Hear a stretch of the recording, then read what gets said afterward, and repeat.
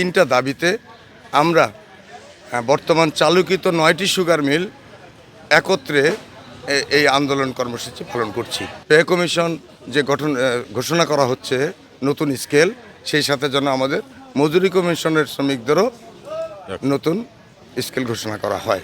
আমাদের দীর্ঘদিনের প্রাণের দাবি, যৌক্তিক দাবি এবং মানবিক দাবি যে মৌসুমি শ্রমিকদেরকে স্থায়ী শূন্যপদ সমূহে সমন্বয়করণের দাবি, এটা হলো 1 নম্বর। দ্বিতীয়ত আছে পে কমিশন শ্রমিকদের মতো মৌসুমি শ্রমিকদের 15% প্রণোদনা দেওয়ার দাবি। তৃতীয়ত হলো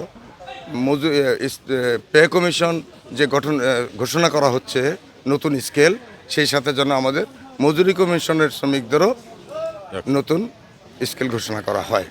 এই তিনটা দাবিতে আমরা বর্তমান চালুকৃত 9টি সুগার মিল একত্রে এই আন্দোলন কর্মসূচি পালন করছি। দেশের মানুষকে প্রতিদিন সুরক্ষিত রাখার প্রত্যয় নিয়ে সেফটি কেবল সহ এলো সেফ সিলিং ফ্যান, এবং সেটা বাংলাদেশ চিনি শিল্প কর্পোরেশন শ্রমিক কর্মচারী ফেডারেশনের আহ্বানে এই আন্দোলনগুলো চলছে 9টি সুগার মিলে একযোগে। তার আজকে আমরা 3য় দিন পার করলাম। গতকাল ছিল বিক্ষোভ মিছিল এবং 2 ঘন্টা কর্মবিরতি, আজকে বিক্ষোভ মিছিল এবং 4 ঘন্টা কর্মবিরতি, আগামীকাল আছে বিক্ষোভ মিছিল এবং পূর্ণ দিবস কর্মবিরতি। তো এই কর্মসূচি শেষ করার পরে আমরা পরবর্তীতে প্রয়োজনে বৃহৎ কর্মসূচিতে যাব।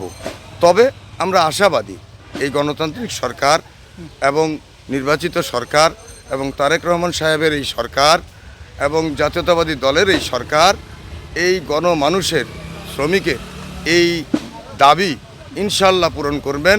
আমাদের বৃহত্তর আন্দোলনে হয়তো যেতে হবে না।